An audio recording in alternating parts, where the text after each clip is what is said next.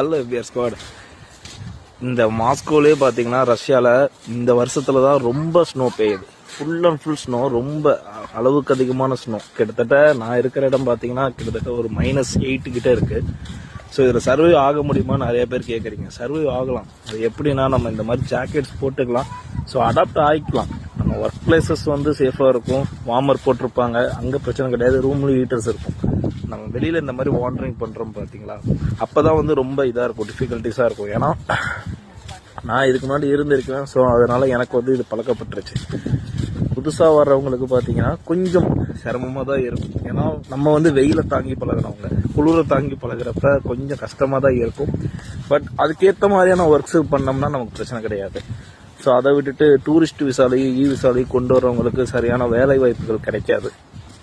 கம்பெனிஸில் எடுத்துக்க மாட்டாங்க. கம்பெனிஸில் எடுத்துக்கிட்டாலுமே ரைடு வரும். ஸோ அதனால தான் நான் டூரிஸ்ட் விசாவை வந்து வராதிங்கன்னு சொல்ல வரேன். ஏன்னு கேட்குறீங்க அப்படின்னா, இந்த மாதிரியான கிளைமேட்டை சுற்றி பாருங்கள். ஃபுல்லாக இந்த மாதிரியான கிளைமேட்டில் நீங்கள் இருக்கிறீங்க அப்படின்னா ஒரு நல்ல வேலை, ஒரு நல்ல சம்பளம், இது இருந்தால் மட்டும் தான் நிம்மதியாக இருப்பீங்க. அது இல்லைன்னா ரொம்ப டிஃபிகல்ட்டிஸ் ரொம்ப ஃபேஸ் பண்ணுவீங்க. ஏன்டா அப்படிங்கிற மாதிரி இருக்கும். ஸோ அதனால தான் நான் வந்து இந்த விசாவில் வராதிங்கன்னு சொல்ல வரேன். ரொம்ப டிஃபிகல்ட்டிஸ் ஃபேஸ் பண்ணுற மாதிரி இருக்கும்.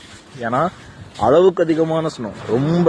ஏன்னா கூகுள்லேயே போட்டுக்கிறாங்க, இது வரைக்கும் ரஷ்யாலேயே இந்த அளவுக்கு ஸ்னோ இவங்களே பார்த்தது கிடையாது. அந்த அளவுக்கு ரொம்ப டம்பான பிளேஸ்.